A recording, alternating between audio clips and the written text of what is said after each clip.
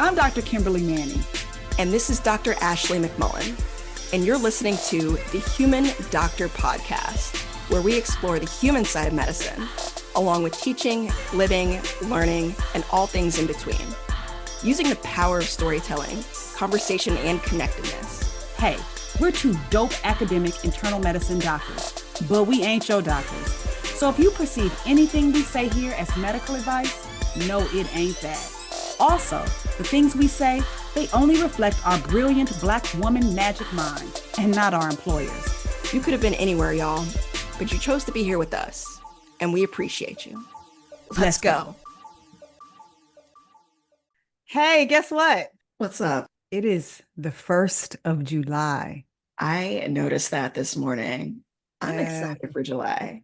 What were your feelings on 1 July back in the day when you were starting the internship? Ooh. Well, technically, I started internship on June 21st of... No, I mean, your metaphorical June. I knew you were going to say that. We all did. All right. Give me your metaphorical July 1st. Okay. Surrealness is the term that I would use. Because, I mean, you go from like this ultimate high of like finishing medical school, like crossing the stage, or you're with your whole family. Like we had a really amazing celebration. And then day one, you realize you don't know a damn thing about what it means to be an intern at the same time.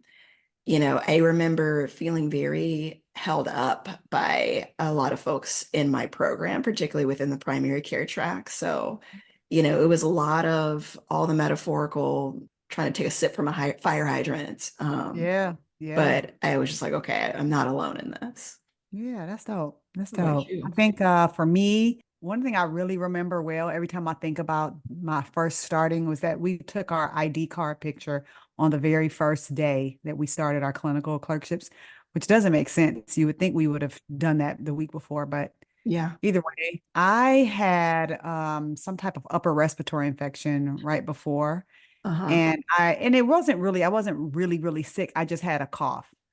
And I had spent the night before starting coughing vigorously all night. Mm-hmm. And I woke up in the morning, bright-eyed, bushy-tailed, feeling better, ready to start my day. Looked in the mirror and I had a big, giant subconjunctival hemorrhage. And for those who do not know what the subconjunctival hemorrhage is, it is like when you bust a blood vessel in the white of your eye and your whole white of your eye looks red. Mm-hmm.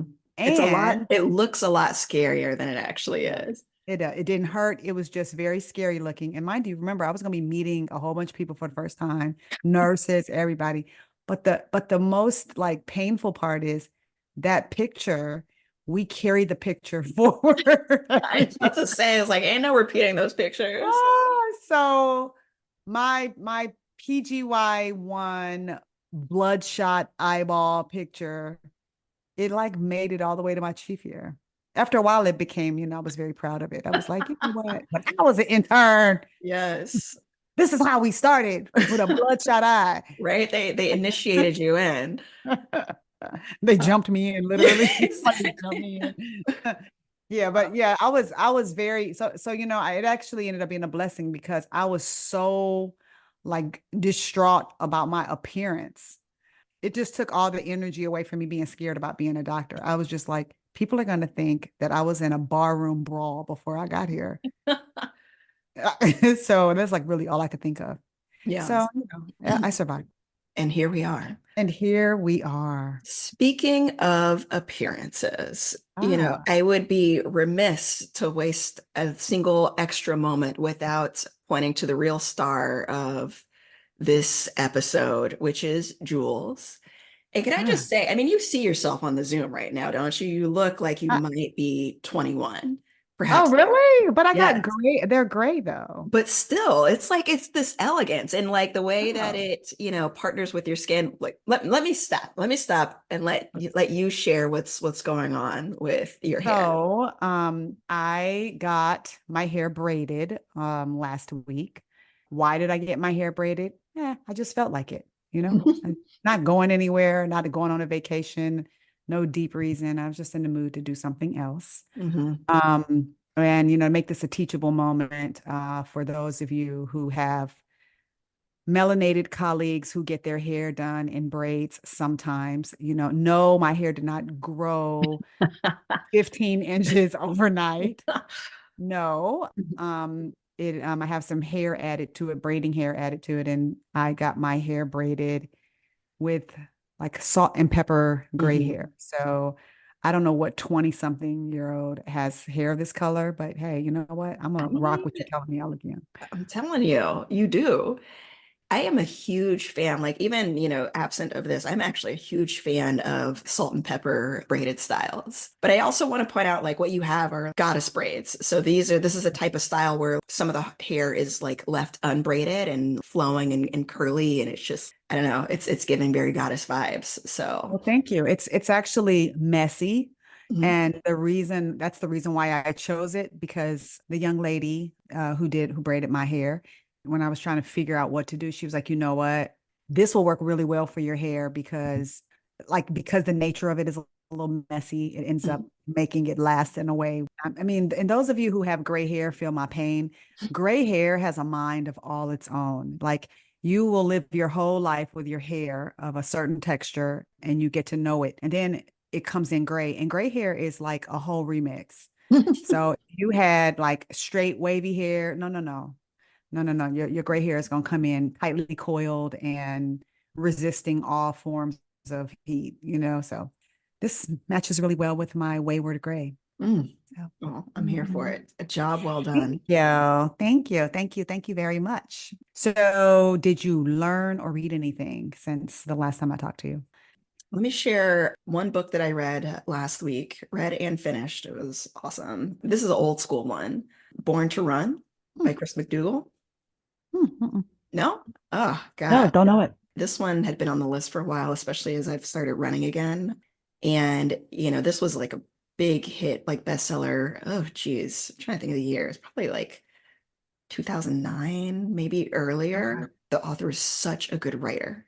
You know, Mm, he himself is like, kind of recovering from injuries, trying to work his way into like becoming an ultra runner. And mhm. like in doing so, meets a bunch of different people in kind of the ultra marathon, ultra running world. That's people who Okay. run like 50 plus miles Yep. in a given race. And part of it is an exploration into this group of indigenous peoples from Mexico who are some of like the best runners in the world. And they do so without any fancy shoes from Nike, no Right. gels or special drinks. They literally run in sandals.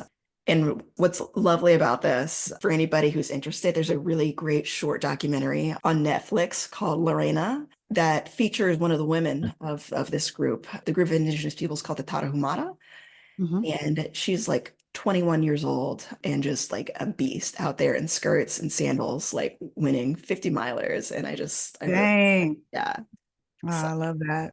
I have been doing my longitudinal knowledge assessment for the American Board of Internal Medicine, oh Lord, do I have to do that? which, yeah, you do, but you're the youth, so you Okay. haven't had that yet. Mhm. But the LKA, or longitudinal knowledge assessment, is where quarterly you do 30 questions, and you can do them open book, but each question is timed. You only have so much time to do it.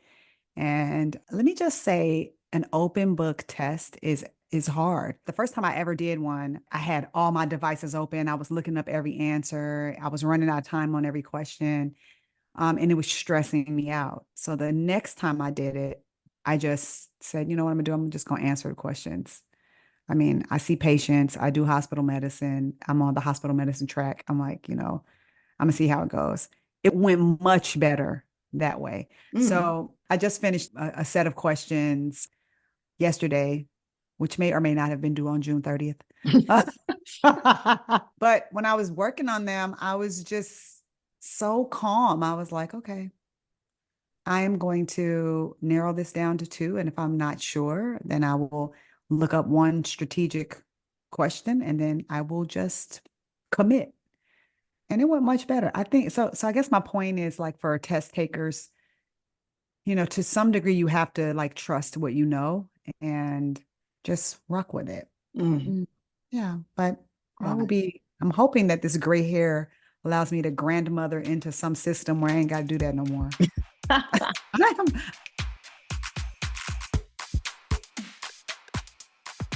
I know that the reason folks come to this show is really because they want to hear your voice and your stories. And This is really not true. I mean, I have to just push back because I really feel like my friends in particular who hear my voice a lot, they don't text me nothing about my episodes. Tanya Spencer, I'm talking to you, Tanya Spencer. They only text me and say, "Oh, this week's episode was great." It's never the me episode. It's always the Ashley episode. So you do have a big fan well, base. I appreciate my fan base, and I know that your voice is one that is very much appreciated as well. So I will take a step back and recognize that, there's a lot of great stories collectively between us. I love it. But I am particularly excited about this day because now I have my black coffee here and I get to sit back, Ah, relax, and enjoy your amazing storytelling skills and your wisdom that comes along with it. So, Dr. Manning and Jules, tell us what is the what? the what today is culture. Hmm. And I know that for us as Black women, when you hear somebody say culture, you immediately are drawn to things related to Black culture for us. At least that's how what we think of. Yeah. That's actually not the culture I'm talking about. Okay. I want to center on the culture of groups and organizations and systems. Mm. I found myself thinking about this because it's July 1st. For those who don't know, July 1st marks the start of internship for people who recently graduate from medical school, but also the start of being a senior resident or a new faculty member or new in your job for any physician in training or recently finishing training. So it's a real pivotal day for all of us, either officially or metaphorically, if you started a week early like me and Ashley did. So I have three mini stories that click together.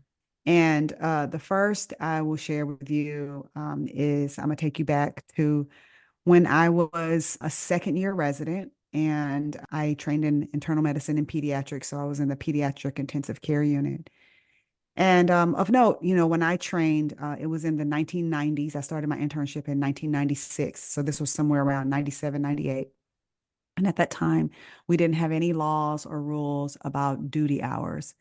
Residents could just work and work and work and work. You could be on call, and then the next day, you just did your job. So if you were on call and stayed up all night, when rounds started at 8 o'clock in the morning, nobody really like cared that you had been there all night. You just kind of kept it moving. But in particular, one of the really heinous things that we did back then was you had clinic whether you were on call the night before or not. And on this particular day, I remember it was a Tuesday. My clinic was on Tuesday afternoons. I'd been on call in the pediatric intensive care unit, which of note is just sort of cognitively and emotionally difficult and terrifying and hard. Even if it's not busy, if you have some kids in there already, even if you aren't getting new admissions, it's just a place where you're on edge, especially if you're a junior, and you are not a like board certified intensivist, right? So I was in my second year though. I had been in there before, and I had a rough night. I had stayed up all night. And the first thing we had to do in the morning was that we had to go to report. Like we would start rounds and then we would go to report, and you would present one of the patients at resident report. Um, I present my patient at resident report. That really goes okay. And resident report ends by 8 o'clock in the morning. So all I could think for the whole time after that was, I just hope we can hurry up and finish rounding so that by like 10:30, I can go in the call room and lay down until I have clinic at 1. This is literally all I could think. Mm. And again, it had been a rough night, and there was an advanced practice provider, a physician assistant who was working with us, who told my attending, Kimberly was up all night. It was jumping last night. She got a really busy admission, and he was like, "Yeah, okay." But we start rounding after report. When I tell you this dude was quizzing me and asking me questions as if I was on Who Wants to Be a Millionaire. I I was so tired. And they were not questions about my management. Hmm. They were like the kind of probing questions you just ask people to test their medical knowledge. Yep. And I was flying on one wing. I was exhausted. And I remember him asking me like, so what's the mechanism of action? Tell me, how does Ativan work? And I was like, well, it's a benzodiazepine. And he's like, no, but like, let's go cellular. What does it do at the cellular level? And I was like, I'm trying to think. And when I would just be about to come up with something else, he would ask me something else. God. And he'd be like, so tell me why do we, when we do a lumbar puncture, why do we aim, in the direction that we aim? Why do we do that? What is even do you know the literature behind having the bevel of the needle up? No, I don't know that literature. And what I do know is I did a lumbar puncture last night and it went well and it had zero white cells, zero red cells, gave you the information you needed. Leave me alone.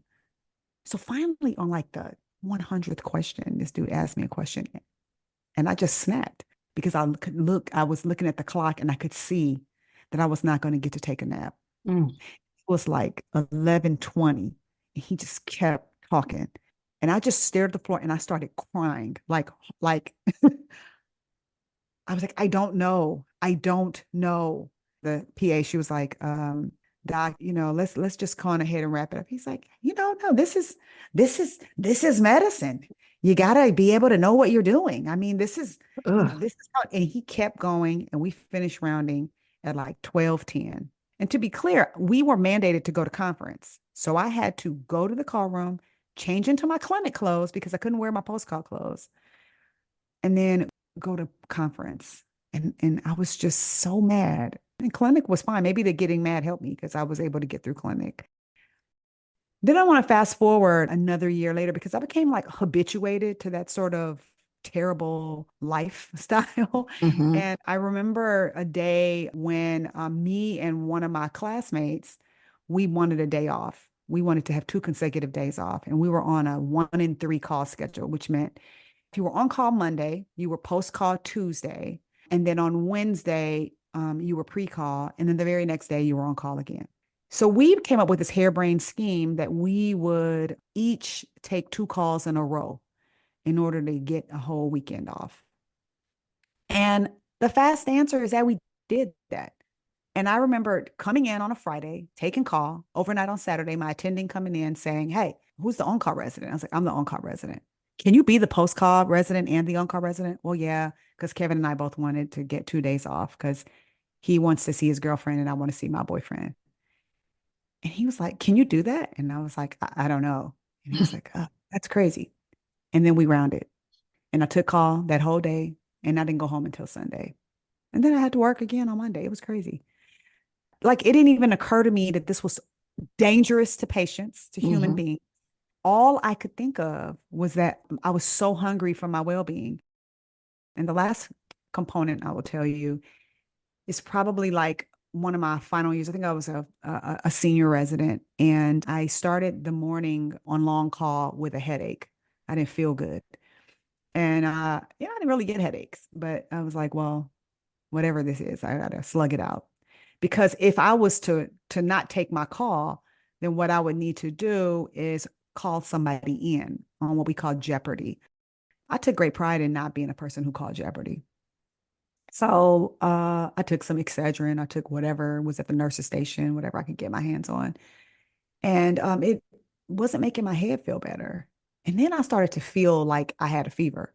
I Mm. was like, I do not feel good. Of note, I had just come off of pediatrics onto medicine. It was the summer.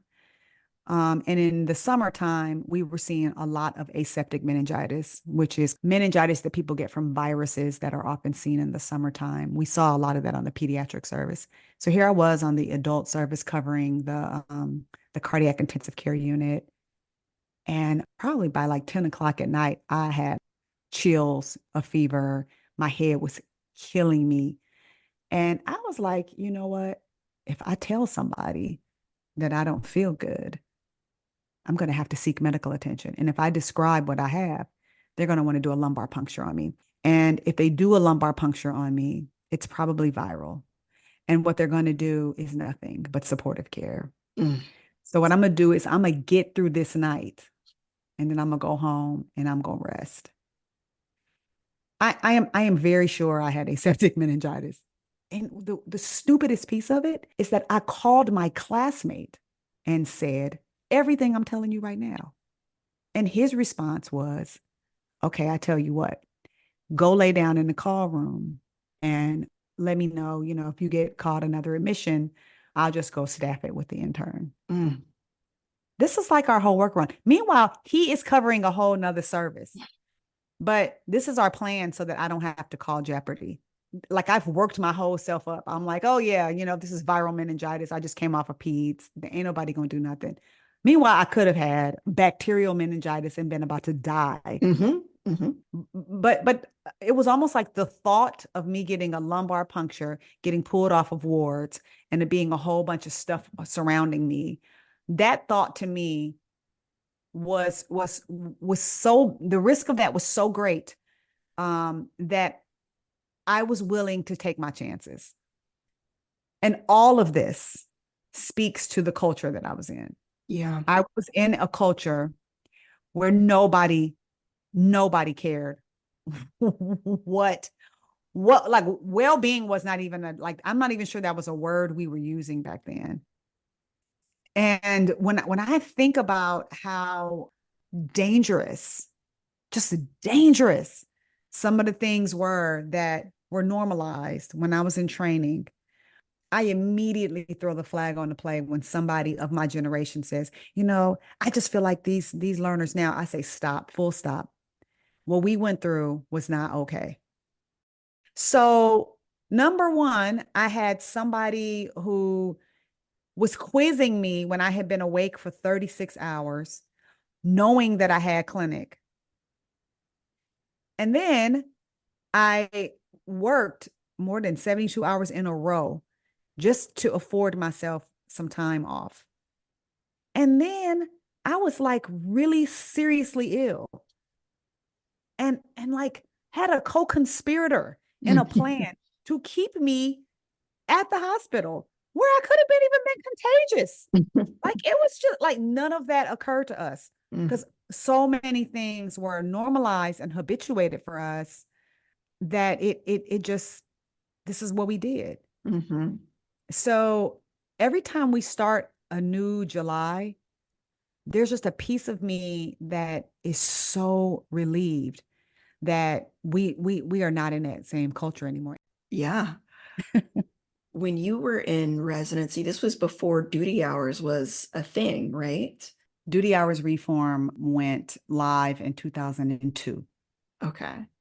Went live in 2002. The reason I remember so firmly that it was 2002 is that I was a chief resident in 2001 and my program Mhm. was piloting the new duty hour stuff. And when I got to Emory in 2001, we had not yet adopted any of the duty hour stuff. And it was a really, really big deal and hard when we Mhm. switched over to like, what do you mean you have to go home post call? What are you talking about? Yeah. And we just thought that like this is how it was. And you even like on call at night, when I got a new admission, I used to take the sticker from the patient's chart and stick it on my scrubs.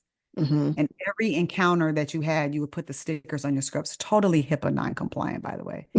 You would walk in the report just covered in stickers. The Mhm. more stickers you had, the less you'd slept and the more badass you were. Right. I think that culture still I see parts of, like in terms of just, this resistance to calling Jeopardy, this resistance to asking for help. As a chief resident, you're in charge of, kind of coordinating. I was always struck by how guilty people felt. Like Mhm. people would be having like flares of chronic illnesses and just like be so Mhm. apologetic. There's a lot of shame that's involved in this system. I just liked knowing that I made it all the way through residency without calling Jeopardy one single time. And that's true. And I was Mhm. there, like I did a 4-year residency and not one time did I call anybody in for Jeopardy.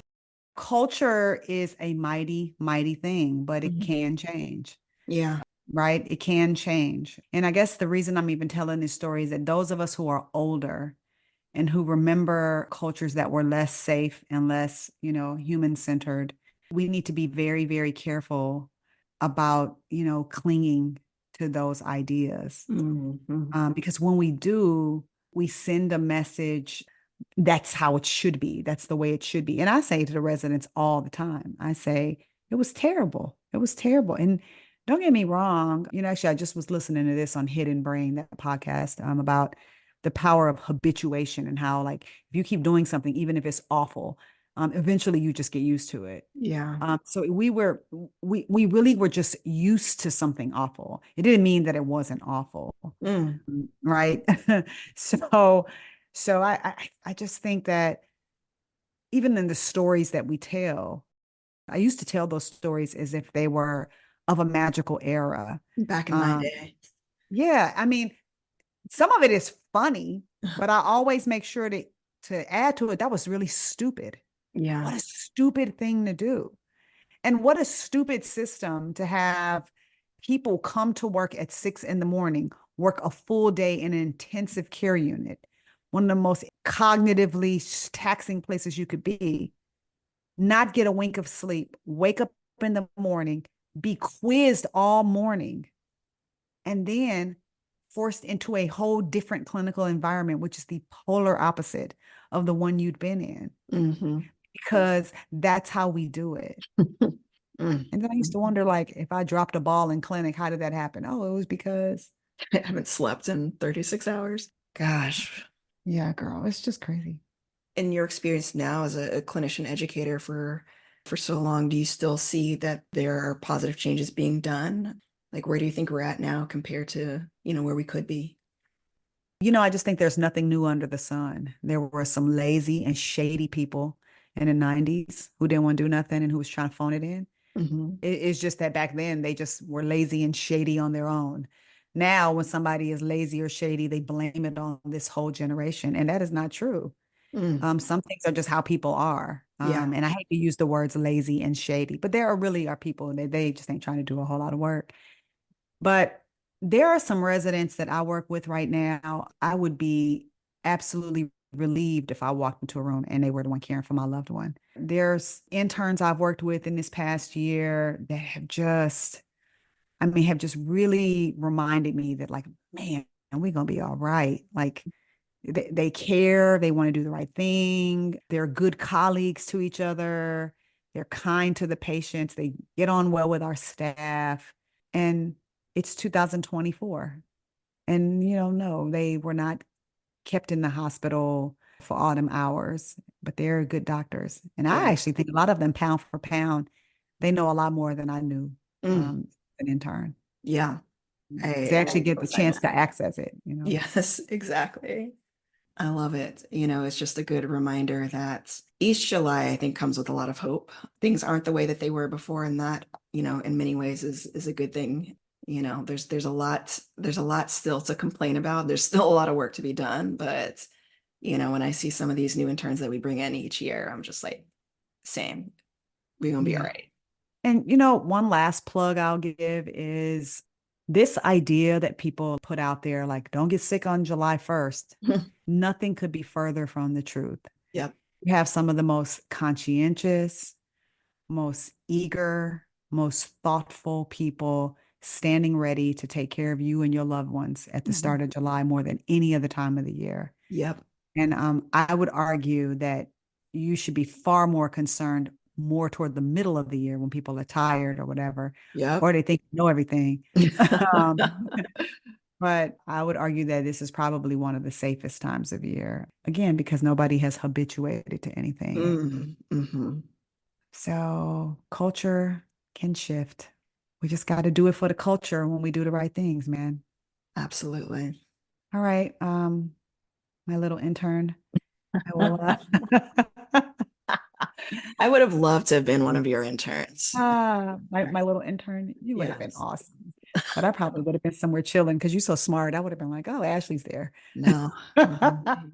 Well, sis, shout out to all of our newly minted doctors out there, and shout out to everybody graduating from residency and entering new phases of their medical education. We still learning too. We still like students too, and Mhm. we stand ready to support you, cheer you on, and tell everybody that what you're doing is just fine. Yep. Give yourself some grace, y'all. Yes, and go to the emergency department if you have a headache and a temperature of 39. Please do not hide in the call room. All right, sis. Love All you. right. Love you too.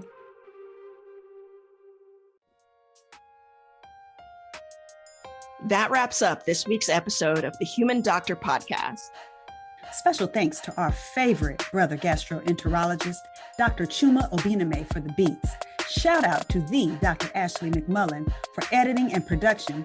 Mad love to our podcast family at The Nocturnist and the Clinical Problem Solvers, our Med Twitter fam. And especially shout out to all of you, our listeners. Until next week, remember, we see you and you are enough. Holla!